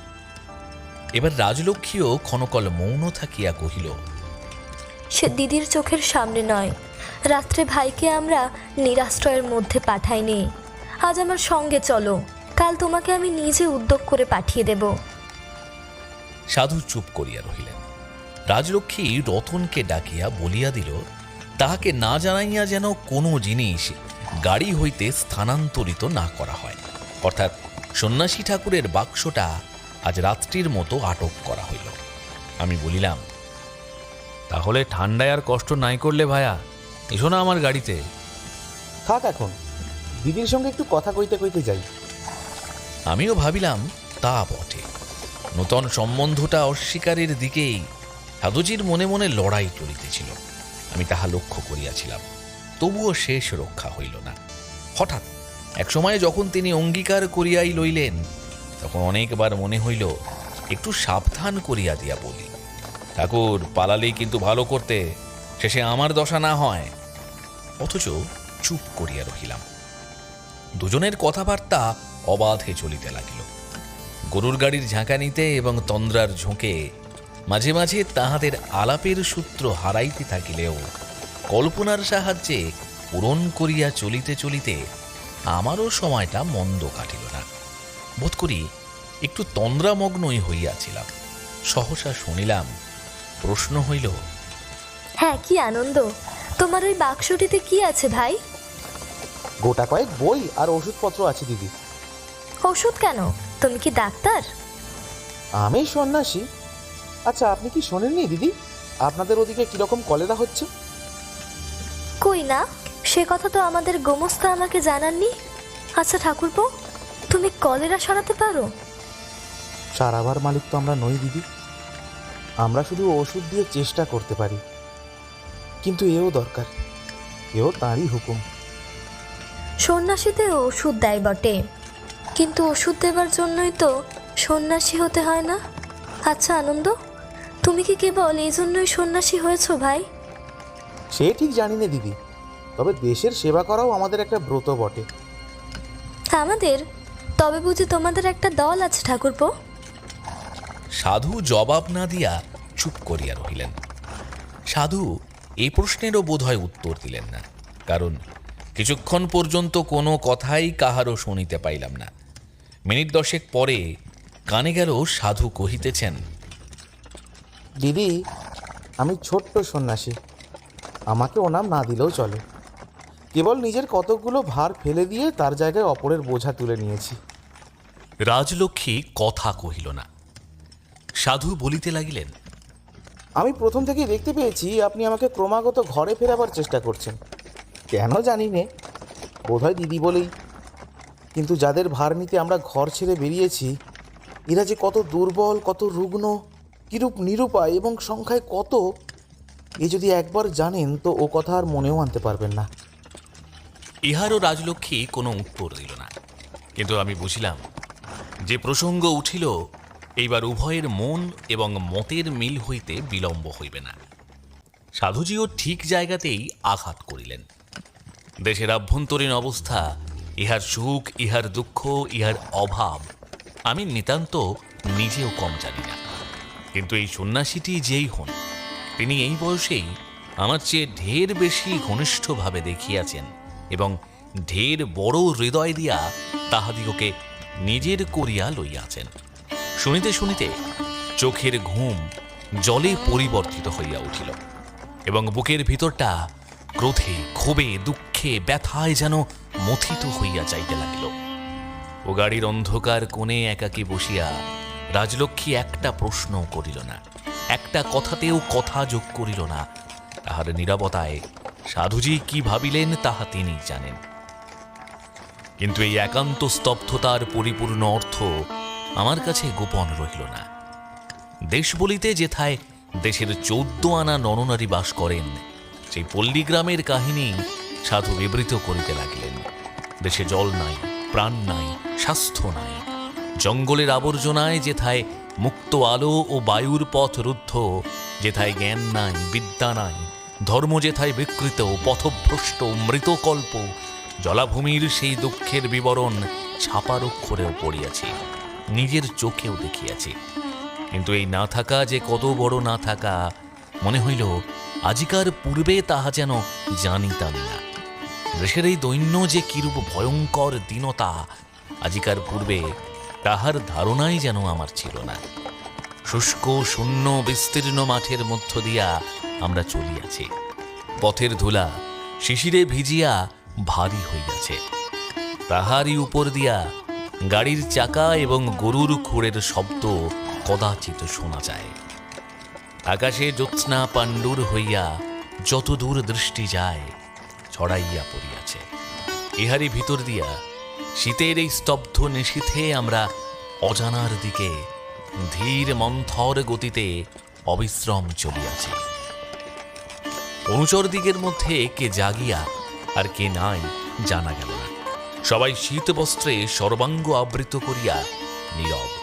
কেবল একা সন্ন্যাসী আমাদের সঙ্গ লইয়াছে এবং পরিপূর্ণ স্তব্ধতার মাঝে তাহারই মুখ দিয়া কেবল দেশের অজ্ঞাত ভাই ভগিনীর অসহ্য বেদনার ইতিহাস যেন ঝলকে ঝলকে জ্বলিয়া জ্বলিয়া বাহির হইয়া আসিতেছে। এই সোনার মাটি কেমন করিয়া ধীরে ধীরে এমন শুষ্ক, এমন রিক্ত হইয়া উঠিল, কেমন করিয়া দেশের সমস্ত সম্পদ বিদেশীর হাত দিয়া ধীরে ধীরে বিদেশে চলিয়া গেল, কেমন করিয়া মাতৃভূমির সমস্ত মেদ, মজ্জা, রক্ত বিদেশীরা শোষণ করিয়া লইল। চোখের উপর ইহার জ্বলন্ত ইতিহাস ছেলেটি যেন একটি একটি করিয়া উদ্ঘাটিত করিয়া দেখাইতে লাগিল। সহসা সাধু রাজলক্ষ্মীকে সম্বোধন করিয়া বলিলেন, মনে হয় তোমাকে যেন আমি চিনতে পেরেছি দিদি। মনে হয় তোমাদের মতো মেয়েদের নিয়ে গিয়ে একবার তোমাদেরই ভাই বোনদের নিজের চোখে দেখাই। রাজলক্ষ্মী প্রথমে কথা বলিতে পারিল না, তারপরে ভাঙা গলায় কহিল, আমার কি সে সুযোগ হতে পারে আনন্দ? আমি যে মেয়ে মানুষ, এ কথা আমি ভুলবো কি করে ভাই? কেন হতে পারে না দিদি? আর তুমি মেয়ে মানুষ এই কথাটাই যদি ভুলো, তো কষ্ট করে তোমাকে ওসব দেখিয়ে আমার কি লাভ হবে? সাধু জিজ্ঞাসা করিলেন, গঙ্গামাটি কি তোমাদের জমিদারি দিদি? দেখছো কি ভাই, আমরা একটা মস্ত জমিদার। এবার উত্তর দিতে গিয়ে সাধু একটুখানি হাসিয়া ফেললেন। মস্ত জমিদারি কিন্তু মস্ত সৌভাগ্য নয় দিদি। তাহার কথায় তাহার পার্থিব অবস্থা সম্বন্ধে আমার এক প্রকার সন্দেহ জন্মিল, কিন্তু রাজলক্ষ্মী সেদিক দিয়া গেল না। সে সরলভাবে তৎক্ষণাৎ স্বীকার করিয়া লইয়া কহিল, সে কথা সত্যি আনন্দ, ওসব যত দূর হয়ে যায় ততই ভালো। আচ্ছা দিদি, উনি ভালো হয়ে গেলেই তোমরা আবার শহরে ফিরে যাবে? ফিরে যাব, কিন্তু আজ সে তো অনেক দূরের কথা ভাই। পারো তো আর ফিরো না দিদি। এইসব দরিদ্র দুর্ভাগাগুলোকে তোমরা ফেলে চলে গেছো বলে এদের দুঃখ কষ্ট এমন চতুর্গুণ হয়ে উঠেছে। যখন কাছে ছিল তখনও যে এদের কষ্ট তোমরা দাওনি তা নয়, কিন্তু দূরে থেকে এমন নির্মম দুঃখ তাদের দিতে পারোনি। তখন দুঃখ যেমন দিয়েছো, দুঃখের ভাগও তেমনি নিয়েছো। দিদি, দেশের রাজা যদি দেশেই বাস করে, দেশের দুঃখ দৈন্য বোধ করি এমন কানায় কানায় ভর্তি হয়ে ওঠে না। আর এই কানায় কানায় বলতে যে কি বোঝায়, তোমাদের শহরবাসের সর্বপ্রকার আহার বিহারের যোগান দেবার অভাব এবং অবব্যয়টা যে কি, এই যদি একবার চোখ মেলে দেখতে পারো দিদি। হ্যাঁ আনন্দ, বাড়ির জন্য তোমার মন কেমন করে না? না, সে বেচারা বুঝিল না, কিন্তু আমি বুঝিলাম। রাজলক্ষ্মী প্রসঙ্গটা চাপা দিয়া ফেলিল, কেবল সহিতে পারিতেছিল না বলিয়াই। বাড়িতে তোমার কে কে আছেন? কিন্তু বাড়ি তো এখন আর আমার নেই। আচ্ছা আনন্দ, এই বয়সে সন্ন্যাসী হয়ে তুমি শান্তি পেয়েছো? ওরে বাস রে, সন্ন্যাসীর অত লোভ? দিদি, আমি কেবল পরের দুঃখের ভার নিতে একটু চেয়েছি, তাই শুধু পেয়েছি। রাজলক্ষ্মী আবার নীরব হইয়া রহিল। উনি বোধ করি ঘুমিয়ে পড়েছেন, কিন্তু এইবার একটু তাঁর গাড়িতে গিয়ে বসি গে। আচ্ছা দিদি, কখনো 2-4 দিন যদি তোমাদের অতিথি হই, উনি কি রাগ করবেন? উনি কে, তোমার দাদা? আচ্ছা, না হয় তাই। আর আমি রাগ করবো কিনা জিজ্ঞেস করলে না? আচ্ছা চলো তো একবার গঙ্গা মাটিতে, তারপর তার বিচার হবে। সাধুজি কি বলিলেন শুনিতে পাইলাম না, বোধ করি কিছুই বলিলেন না। ক্ষণেক পরে আমার গাড়িতে উঠিয়া আসিয়া ধীরে ধীরে ডাকিলেন। আমি জাগিয়াই ছিলাম, কিন্তু সাড়া দিলাম না। তখন আমারই পার্শ্বে সাধুজি একটুখানি স্থান করিয়া লইয়া তাহার ছেঁড়া কম্বলখানি গায়ে দিয়া শুইয়া পড়িলেন। একবার ইচ্ছা হইল একটুখানি সরিয়া গিয়া বেচারিকে আর একটু জায়গা দিই, কিন্তু পাছে নড়াচড়া করিতে গেলে তাহার সন্দেহ জন্মে আমি জাগিয়া আছি, কিংবা আমার ঘুম ভাঙিয়া গেছে, এবং এই গভীর নিশীথে আর এক দফা দেশের সুগভীর সমস্যা আলোড়িত হইয়া উঠে। এই ভয়ে করুণা প্রকাশের চেষ্টা মাত্র করিলাম না। গঙ্গামাটিতে গাড়ি কখন প্রবেশ করিল আমি জানিতে পারি নাই। জানিলাম যখন গাড়ি আসিয়া থামিল আমাদের নূতন বাটির দ্বার প্রান্তে, তখন সকাল হইয়াছে।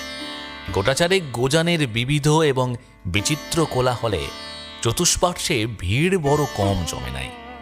রতনের কল্যাণে পূর্বাহ্নেই শুনিয়াছিলাম এটা নাকি মুখ্যত ছোট জাতির গ্রাম। দেখিলাম রাগ করিয়া কথাটা সে নিতান্ত মিথ্যা কথা কহে নাই। এই শীতের ভোরেও 50-60টি নানা বয়সের ছেলে মেয়ে উলঙ্গ এবং অর্ধ উলঙ্গ অবস্থায় বোধ করি এইমাত্র ঘুম ভাঙিয়া তামাশা দেখিতে জমা হইয়াছে। পশ্চাতে বাপ মায়ের দলও যথাযোগ্যভাবে উঁকি ঝুঁকি মারিতেছে। ইহাদের আকৃতি ও পোশাক পরিচ্ছেদে, ইহাদের কৌলিন্য সম্বন্ধে আর যাহার মনে যাহাই থাক, রতনের মনের মধ্যে বোধ হয় সংশয়ের বাষ্পও রহিল না। তাহার ঘুম ভাঙা মুখ এক নিমেষেই বিরক্তি ও ক্রোধে ভীমরুলের চাকের মতন ভীষণ হইয়া উঠিল। কর্ত্রীকে দর্শন করিবার অতি ব্যগ্রতায় গোটা কয়েক ছেলে মেয়ে কিঞ্চিত আত্মবিস্মৃত হইয়া ঘেঁষিয়া আসিয়াছিল। রতন এমন একটা বিকট ভঙ্গি করিয়া তাহাদের তাড়া করিল যে গাড়োয়ান দুজন সম্মুখে না থাকিলে সেইখানেই একটা রক্তারক্তি কাণ্ড ঘটিত। রতন কিছুমাত্র লজ্জা অনুভব করিল না, আমার প্রতি চাহিয়া কহিল, যত সব ছোট জেতের মরণ দেখেছেন বাবু? ছোট লোক বেটাদের আস্পর্ধা, যেন রথদোল দেখতে এসেছে। আমাদের মতো সব ভদ্রলোক কি এখানে থাকতে পারে বাবু? এখনই সব ছোঁয়াছুঁই করে একাকার করে দেবে। ছোঁয়াছুঁই কথাটা সরাবাগ্রে কানে গেল রাজলক্ষ্মীর। তাহার মুখখানি যেন অপ্রসন্ন হইয়া উঠিল। সাধুজি নিজের বাক্স নামাইতে ব্যস্ত ছিলেন। কাজটা সমাধা করিয়া তিনি একটা লোটা বাহির করিয়া অগ্রসর হইয়া আসিলেন, এবং কাছাকাছি যে ছেলেটিকে পাইলেন অকস্মাৎ তাহারই হাত চাপিয়া ধরিয়া কহিলেন, ওরে ছেলে, যা তো ভাই, এখানে কোথাও ভালো পুকুর টুকুর আছে, এক ঘটি জল নিয়ে আয়, চা খেতে হবে। বলিয়া পাত্রটা তাহার হাতে ধরাইয়া দিয়া সম্মুখের একজন প্রৌঢ় গোছের লোককে উদ্দেশ্য করিয়া কহিলেন, মোড়লের পো, কাছাকাছি কার গরু আছে দেখিয়ে দাও তো দাদা, 1 ছটাক দুধ চেয়ে আনি। গায়ের টাটকা খাঁটি জিনিস, চায়ের রংটা যা দাঁড়াবে দিদি। বলিয়া তিনি একবার আমার ও একবার তাহার দিদির মুখের প্রতি দৃষ্টি নিক্ষেপ করিলেন। দিদি কিন্তু এ উৎসাহে কিছুমাত্র যোগ দিলেন না। অপ্রসন্ন মুখে একটু হাসিয়া কহিলেন, রতন, যা তো বাবা, ঘটিটা একটু মেজে জল নিয়ে আয়। রতনের মেজাজের খবরটা ইতিপূর্বে দিয়াছি। তার উপরে এই শীতের সকালে যখন কে একটা অচেনা সাধুর জন্য কোথাকার একটা নিরুদ্দেশ জলাশয় উদ্দেশ্য করিয়া জল আনিবার ভার পড়ল, তখন সে আর আত্মসংবরণ করিতে পারিল না। এক মুহূর্তেই তার সমস্ত ক্রোধ গিয়া পড়িল তাহার চেয়েও ছোট সেই হতভাগ্য বালকটার উপর। তাহাকে সে একটা প্রচণ্ড ধমক দিয়া কহিয়া উঠিল, নচ্ছর পাজি বেটা, ঘটি ছুলি কেন তুই? চল হারামজাদা, ঘটি মেজে জল ডুবিয়ে দিবি। বলিয়া সে কেবল চোখ মুখের ভঙ্গিতেই ছেলেটাকে যেন গলা ধাক্কা দিয়া ঠেলিয়া লইয়া গেল। তাহার কাণ্ড দেখিয়া সাধু হাসিলেন, আমিও হাসিলাম। রাজলক্ষ্মী নিজেও একটু সলজ্জ হাসি হাসিয়া কহিল, গ্রামটা যে তোলপাড় করে তুললে আনন্দ, সাধুদের বুঝি রাত না পোয়াতেই চা চাই। গৃহীদের রাত পোহায়নি বলে বুঝি আমাদেরও পোহাবে না? বেশ তো, কিন্তু দুধের জোগাড় যে করা চাই। আচ্ছা, বাড়িটার মধ্যে ঢুকে দেখা যাক কাঠ কুটো উনুন টুনুন আছে কিনা। ওহে কর্তা, চলো না দাদা, কার ঘরে গরু আছে একটু দেখিয়ে দেবে। দিদি, কালকের সেই হাঁড়িটায় বরফি কিছু ছিল না? না গাড়ির মধ্যে অন্ধকারে তাকে শেষ করেছেন? পাড়ার যে দু চারজন মেয়েরা দূরে দাঁড়াইয়া দেখিতেছিল তাহারাও মুখ ফিরাইল। এমন সময় গোমস্তা কাশিরাম কুশারী মহাশয় হন্তদন্তভাবে আসিয়া উপস্থিত হইলেন। সঙ্গে তাহার ৩-৪ জন লোক। কাহারো মাথায় ঝুড়ি ভরা শাকসবজি ও তরিতরকারি, কাহারো হাতে ঘটি ভরা দুধ, কাহারো হাতে দধির ভাণ্ড, কাহারো হাতে একটা বৃহদায়তন রহিত মৎস্য। রাজলক্ষ্মী তাহাকে প্রণাম করিল। তিনি আশীর্বাদের সঙ্গে সঙ্গে এই সামান্য একটু বিলম্বের জন্য বহুবিধ কৈফিয়ত দিতে লাগিলেন। লোকটিকে আমার ভালো বলিয়াই মনে হইল।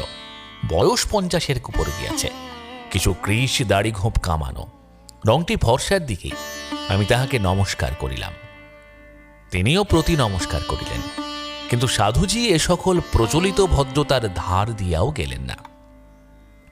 তিনি তরকারির ঝুড়িটা সহস্তে নামাইয়া লইয়া তাহাদের পুঙ্খানুপুঙ্খরূপে বিশ্লেষণ করিয়া বিশেষ প্রশংসা করিলেন। দুধ যে খাঁটি সে বিষয়ে নিঃসংশয়ে মত দিলেন, এবং মৎস্যটির ওজন কত তাহা অনুমান করিয়া ইহার আস্বাদ সম্বন্ধে উপস্থিত সকলকেই আশান্বিত করিয়া তুলিলেন।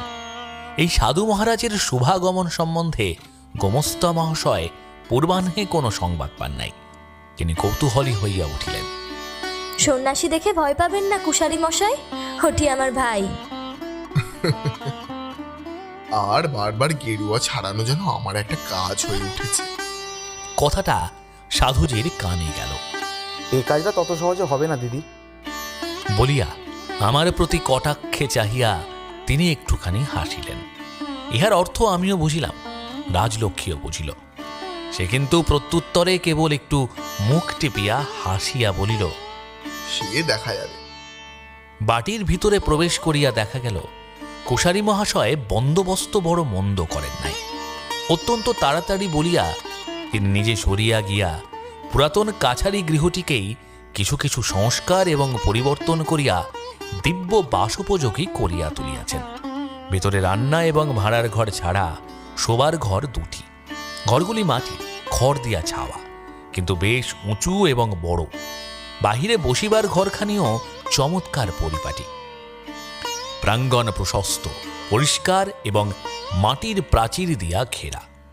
একধারে একটি ছোট্ট কূপ, এবং তাহারই অদূরে গোটা 2-3 টগর ও শেফালি বৃক্ষ। আর একদিকে অনেকগুলি ছোট বড় তুলসী গাছের সারি, এবং গোটা 4 জুঁই ও মল্লিকা ফুলের ঝাড়। সব শুদ্ধ। জায়গাটা দেখিয়া যেন তৃপ্তি বোধ হইল। সকলের চেয়ে উৎসাহ দেখা গেল সন্ন্যাসী ভায়ার। যাহা কিছু তাহার চোখে পড়িল তাহাতে উচ্চকণ্ঠে আনন্দ প্রকাশ করিতে লাগিলেন, যেন এমন আর কখনো দেখেন নাই। আমি কলরব না তুলিলেও মনে মনে খুশি হইয়াছিলাম। রাজলক্ষ্মী তাহার ভাইয়ের জন্য রান্নাঘরে চা তৈরি করিতেছিল। অতএব মুখের ভাব তাহার চোখে দেখা গেল না বটে, কিন্তু মনের ভাব তাহার কাহারও কাছে অবিদিত ছিল না। কেবল দলে ভিড়িল না রতন, সে মুখখানা তেমনই ভারী করিয়াই একটা খুঁটি ঠেস দিয়া নিঃশব্দে বসিয়া রহিল। চা প্রস্তুত হইল। সাধুজি কল্লকার অবশিষ্ট মিষ্টান্ন যোগে পেয়ালা 2 চা নিঃশব্দে পান করিয়া উঠিলেন এবং আমাকে কহিলেন, চলুন না, গ্রামখানা একবার দেখে আসা যাক। বাঁধটাও দূরে নয়, অমনি স্নানটাও সেরে আসা যাবে। দিদি আসুন না, জমিদারি পরিদর্শন করে আসবেন। বোধহয় ভদ্রলোক বড় কেউ নেই, লজ্জা করবার বিশেষ আবশ্যক হবে না। সম্পত্তিটি ভালো, দেখে লোভ হচ্ছে। তা জানি, সন্ন্যাসীদের স্বভাবটাই ওই। আমাদের সঙ্গে পাচক ব্রাহ্মণ এবং আরও একজন চাকর আসিয়াছিল। তাহারা রন্ধনের আয়োজন করিতেছিল। না মহারাজ, অমন টাটকা মাছের মুড়ো তোমাকে দিয়ে ভরসা হয় না, নিয়ে এসে রান্নাটা আমিই চড়িয়ে দেব। এই বলিয়া সে আমাদের সঙ্গে যাইবার উদ্যোগ করিতে লাগিল।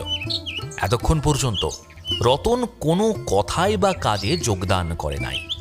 আমরা বাহির হইতেছি, এমন সময় সে অত্যন্ত ধীর গম্ভীর স্বরে কহিল, মা, ওই যে বাঁধ না পুকুর কি যেন একটা পোড়া দেশের লোক বলে, ওতে যেন আপনি নামবেন না।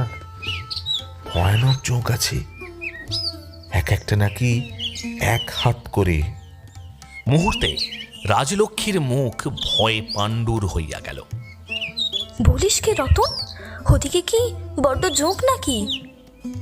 রতন ঘাড়ে নাড়িয়া কহিল, আগে হ্যাঁ, তাই তো শুনতে এলুম। সাধু তাড়া দিয়া উঠিলেন, আজ্ঞে হাঁ, শুনে এলে বই কি। ইহার মনের ভাব এবং জাতির পরিচয় সাধু পূর্বাহ্নেই সংগ্রহ করিয়াছিলেন।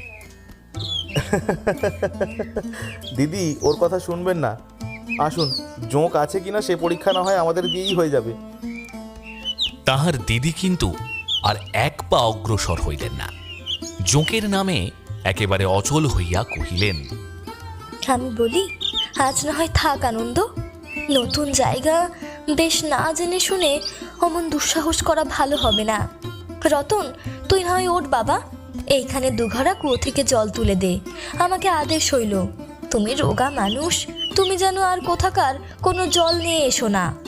বাড়িতেই 2 ঘটি জল মাথায় দিয়ে আজকের মতো নিরস্ত হও। আর আমি কি এত অবহেলার দিদি যে আমাকেই কেবল সেই জোঁকের পুকুরে পাঠিয়ে দিচ্ছেন? কথাটা বেশি কিছু না, কিন্তু এইটুকুতেই রাজলক্ষ্মীর 2 চক্ষু যেন হঠাৎ ছলছল করিয়াছিল। সে ক্ষণকাল নীরবে স্নিগ্ধ দৃষ্টি দ্বারা তাহাকে যেন অভিষিক্ত করিয়া কহিল, তুমি যে ভাই মানুষের হাতের বাইরে, যে বাপ মায়ের কথা শোনেনি সে কি একটা কোথাকার অচেনা অজানা বোনের কথা রাখবে? সাধু প্রস্থান করিতে উদ্যত হইয়া সহসা একটু থামিয়া কহিলেন, এই অজানা অচেনা কথাটি বলবেন না দিদি। আপনাদের সবাইকে চিনব বলেই তো ঘর ছেড়ে আসা, নইলে আমার কি দরকার ছিল বলুন তো? এই বলিয়া তিনি একটু দ্রুত পদেই বাহির হইয়া গেলেন এবং আমিও পিছু পিছু তাহার সঙ্গ লইলাম। 2 জনে এইবার বেশ করিয়া ঘুরিয়া ফিরিয়া গ্রামখানিকে দেখিয়া লইলাম। গ্রামখানি ছোট এবং আমরা যাহাদের ছোট জাত বলি তাহাদেরই বস্তুত ঘর 2 বারুজীবী এবং 1 ঘর কর্মকার ব্যতীত গঙ্গা মাটিতে জলাচরণীয় কেহ নাই। সমস্তই ডোম এবং বাউরুদের বাস। বাউরিরা বেতের কাজ এবং মজুরি করে এবং ডোমেরা চাঙ্গারি, কুলা, চুপড়ি প্রভৃতি প্রস্তুত করিয়া পোড়ামাটি গ্রামে বিক্রয় করিয়া জীবিকা নির্বাহ করে। গ্রামের উত্তর দিকে যে জল নিকাশের বড় নালা আছে তাহারই ওপারে পোড়ামাটি শোনা গেল। ও গ্রামখানা বড় এবং উহাকে অনেক ঘর ব্রাহ্মণ, কায়স্থ ও অন্যান্য জাতির বাস আছে। আমাদের কুশারী মহাশয়ের বাটিও ওই পোড়ামাটিতেই, কিন্তু পরের কথা পরে হইবে। আপাতত নিজেদের গ্রামের যে অবস্থা চোখে দেখা গেল তাহাতে দৃষ্টি জলে ঝাপসা হইয়া আসিল। বেচারীরা ঘরগুলিকে প্রাণপণে ছোট করিতে ত্রুটি করে নাই, তথাপি এত ক্ষুদ্র গৃহও যথেষ্ট খড় দিয়া ছাইবার মতো খড় এই সোনার বাংলাদেশে তাহাদের ভাগ্যে জুটে নাই। 1 ছটাক জমি জায়গা প্রায় কাহারও নাই, কেবলমাত্র চাঙ্গারি চুপড়ি হাতে বুনিয়া এবং জলের দামে গ্রামান্তরে সৎ গৃহস্থের দ্বারে বিক্রয় করিয়া কি করিয়া যে ইহাদের দিনপাত হয় আমি তো ভাবিয়া পাইলাম না। তবুও এমন করিয়াই এই অসুচি অস্পৃশ্যদের দিন চলিতেছে, এবং হয়তো এমনই করিয়াই ইহাদের চিরদিন চলিয়া গেছে, কিন্তু কোনো দিন কেহ খেয়াল মাত্র করে নাই। পথের কুকুর যেন জন্মিয়া গোটা কয়েক বৎসর যেমন তেমন ভাবে জীবিত থাকিয়া কোথায় কি করিয়া মরে তাহার যেমন কোনো হিসাব কেহ কখনো রাখে না। এই হতভাগ্য মানুষগুলোরও ইহার অধিক দেশের কাছে এক বিন্দু দাবি দেওয়া নাই। ইহাদের দুঃখ, ইহাদের দৈন্য, ইহাদের সর্ববিধ হীনতা আপনার এবং পরের চক্ষে এমন সহজ এবং স্বাভাবিক হইয়া গিয়াছে যে মানুষের পাশে মানুষের এত বড় লাঞ্ছনায় কোথাও কাহারও মনে লজ্জার কণা মাত্র নাই। কিন্তু সাধু যে আমার মুখের প্রতি লক্ষ্য করিতেছিলেন তাহা আমি জানিতাম না। তিনি হঠাৎ কহিলেন, দাদা, এই হচ্ছে দেশের সত্যিকার ছবি। কিন্তু মন খারাপ করবার দরকার নেই। আপনি ভাবছেন এসব বুঝি এদের অহরহ দুঃখ দেয়, কিন্তু তা মোটেই নয়। আমাদের মতো যদি সর্বত্র ঘুরে বেড়াতেন দাদা, তাহলে বুঝতেন আমি প্রায় সত্যি কথাটাই বলেছি। দুঃখটা বাস্তবিক কে ভোগ করে দাদা? মন তো। কিন্তু সে বেলায় কি আমরা আর এদের রেখেছি? বহুদিনের অবিশ্রাম চাপে একেবারে নিংড়ে বার করে দিয়েছি। এর বেশি চাওয়াকে এখন নিজেরাই এরা অন্যায় স্পর্ধা বলে মনে করে। বাহ রে বাহ, কি কলি না আমাদের বাপ পিতামহরা ভেবে ভেবে আবিষ্কার করে গিয়েছিলেন। এই বলিয়া সাধু নিতান্ত নিষ্ঠুরের মতোই হাহা করিয়া হাসিতে লাগিলেন। আমি কিন্তু সে হাসিতে যোগ দিতে পারিলাম না, এবং তাহার কথারও ঠিক অর্থ গ্রহণ করিতে না পারিয়া মনে মনে লজ্জিত হইয়া উঠিলাম। এবছর ফসল ভালো হয় নাই। জলের অভাবে হেমন্তের ধানটা প্রায় 8 আনা রকম শুকাইয়া গিয়া ইতিমধ্যেই অভাবের হাওয়া বইতে শুরু করিয়াছিল। দাদা, যে ছলেই হোক ভগবান যখন আপনাকে আপনার প্রজাদের মধ্যে ঠেলে পাঠিয়েছেন, তখন হঠাৎ আর পালাবেন না। অন্তত এই বছরটা কাটিয়ে যাবেন। বিশেষ কিছু যে করতে পারবেন তা ভাবিনে, তবে চোখ দিয়েও প্রজার দুঃখের ভাগ নেওয়া ভালো। তাতে জমিদারি করার পাপের বোঝাটা কত হালকা হয়। আমি মনে মনে কেবল দীর্ঘশ্বাস ফেলিয়া ভাবিলাম, জমিদার এবং প্রজা আমারই বটে। কিন্তু পূর্বেও যেমন জবাব দিই নাই, এবারও তেমনই নীরব হইয়া রহিলাম। ক্ষুদ্র গ্রাম প্রদক্ষিণ করিয়া স্নান সারিয়া যখন ফিরিয়া আসিলাম, তখন বেলা 12টা বাজিয়াছে। কাল অপরাহ্নের মতো আজও আমাদের উভয়কে খাইতে দিয়া রাজলক্ষ্মী এক পাশে বসিল। সমস্ত রান্না সে নিজেই রাঁধিয়াছে, সুতরাং মাছের মোড়া ও দধির স্বর সাধুর পাতেই পড়িল। সাধু যে বৈরাগী মানুষ, কিন্তু সাত্ত্বিক এবং অসাত্ত্বিক, নিরামিষ এবং আমিষ কিছুতেই তাহার কিছুমাত্র বিরাগ দেখা গেল না, বরঞ্চ এরূপ উদ্দাম অনুরাগের পরিচয় দিলেন যাহা ঘোর সাংসারিক পক্ষেও দুর্লভ। রান্নার ভালো মন্দের সমজদার ব্যক্তি বলিয়াও যেমন আমার খ্যাতি ছিল না, আমাকে বুঝাইবার দিকেও রাঁধুনির কোনরূপ আগ্রহ প্রকাশ পাইল না। দিদি, সম্পত্তিটি সত্যিই ভালো, ছেড়ে যেতে মায়া হয়। ছেড়ে যেতে তো তোমাকে আমরা সাধছি নে ভাই। সন্ন্যাসী ফকিরকে কখনো এত প্রশ্রয় দেবেন না দিদি, ঠকবেন। তা সে যাই হোক, গ্রামটি বেশ। কোথাও একজন এমন চোখে পড়লো না যার জল ছোঁয়া যায়, এমন একটা ঘর দেখলাম না যার চালে এক আঁটি আস্ত খড় আছে, যেন ঋষিদের আশ্রম। আশ্রমের সহিত অস্পৃশ্য গৃহগুলির একদিক দিয়া যে উৎকট সাদৃশ্য ছিল, সেই কথা মনে করিয়া রাজলক্ষ্মী একটু ক্ষীণ হাসি হাসিয়া আমাকে বলিল, শুনলুম সত্যি নাকি এ গায়ে কেবল ছোট জাতের বাস, এক ঘটি জলের প্রত্যাশাও কারো কাছে নেই। বেশি দিন দেখছি থাকা চলবে না। সাধু একটু হাসিলেন। আমি কিন্তু নীরব হইয়া রহিলাম, কারণ রাজলক্ষ্মীর মতো করুণাময় কোন সংস্কারের মধ্য দিয়া এত বড় লজ্জার কথা উচ্চারণ করিতে পারিল আমি তাহা জানিতাম। সাধুর হাসি আমাকে স্পর্শ করিল, কিন্তু বিদ্ধ করিল না, তাই কথা কহিলাম না। সত্য, তথাপি আমার মন এই রাজলক্ষ্মীকেই উদ্দেশ্য করিয়া ভিতরে ভিতরে বলিতে লাগিল, লক্ষ্মী, মানুষের কর্মই কেবল অস্পৃশ্য অসুচি হয়, মানুষ হয় না। না হইলে পিয়ারি কিছুতেই আজ আবার লক্ষ্মীর আসনে ফিরিয়া আসিয়া বসিতে পারিত না। আর সে কেবল সম্ভব হইয়াছে এই জন্য যে মানুষকে কেবলমাত্র মানুষের দেহ বলিয়া কোনো দিন ভুল করি নাই। সে পরীক্ষা আমার ছেলেবেলা হইতে বহুবার হইয়া গিয়াছে, অথচ এ সকল কথা মুখ ফুটিয়া তাহাকে বলিবারও জোনাই, বলিবার প্রবৃত্তিও আর আমার নাই। উভয়ে আহার সমাধা করিয়া উঠিলাম। রাজলক্ষ্মী আমাদের পান দিয়া বোধ করি নিজেও কিছু খাইতে গেল, কিন্তু আন্দাজ ঘণ্টাখানেক পরে ফিরিয়া আসিয়া সে নিজেও যেমন সাধুজিকে দেখিয়া আকাশ হইতে পড়িল, আমিও তেমনি বিস্মিত হইলাম। দেখি ইতিমধ্যে কখন তিনি বাহিরে গিয়া একটি লোক সংগ্রহ করিয়া আনিয়াছেন এবং ঔষধের সেই ভারী বাক্সটা তাহার মাথায় তুলিয়া দিয়া নিজেও প্রস্থানের জন্য প্রস্তুত হইয়া দাঁড়াইয়াছেন।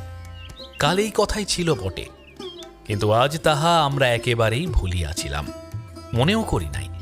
এই প্রবাসে রাজলক্ষ্মীর এত আদর যত্ন উপেক্ষা করিয়া সাধুদি অনিশ্চয় অন্যত্রের জন্য এমন সত্তর উন্মুখ হইয়া উঠিবেন, স্নেহের শৃঙ্খল এত সহজে কাটিবার নয়। রাজলক্ষ্মীর নিভৃত মনের মধ্যে বোধহয় এই আশাই ছিল। সে ভয়ে ব্যাকুল হইয়া বলিয়া উঠিল, তুমি কি যাচ্ছ নাকি আনন্দ? হ্যাঁ দিদি, যাই। এখন না বেরোলে পৌঁছতে অনেক রাত হয়ে যাবে। সেখানে কোথায় খাবে, কোথায় শোবে? আপনার লোক যে সেখানে কেউ নেই। আগে তো গিয়ে পৌঁছোই দিদি। কবে ফিরবে? সে তো এখন বলা যায় না। কাজের ভিড়ে যদি না এগিয়ে যাই তো একদিন ফিরতেও পারি। রাজলক্ষ্মীর মুখখানি প্রথমে ফ্যাকাশে হইল, তারপরে সে মাথার একটা প্রচণ্ড ঝাঁকুনি দিয়া রুদ্ধ কণ্ঠে বলিয়া উঠিল, একদিন ফিরতেও পারো না? না, সে কিছুতেই হবে না। কি হবে না তাহা বুঝা গেল। তাই সাধু প্রত্যুত্তরে শুধু একটুখানি ম্লান হাসিয়া কহিলেন, যাবার হেতু তো আপনাকে বলেছি দিদি। বলেছ? আচ্ছা, তবে যাও। এই বলিয়া রাজলক্ষ্মী প্রায় কাঁদিয়া ফেলিয়া সবেগে ঘরের মধ্যে গিয়া প্রবেশ করিল। ক্ষণকালের নিমিত্ত সাধুজি স্তব্ধ হইয়া গেলেন। তারপরে আমার প্রতি চাহিয়া লজ্জিত মুখে কহিলেন, আমার যাওয়া বড় দরকার। আমি ঘাড় নাড়িয়া কেবলমাত্র বলিলাম, জানি।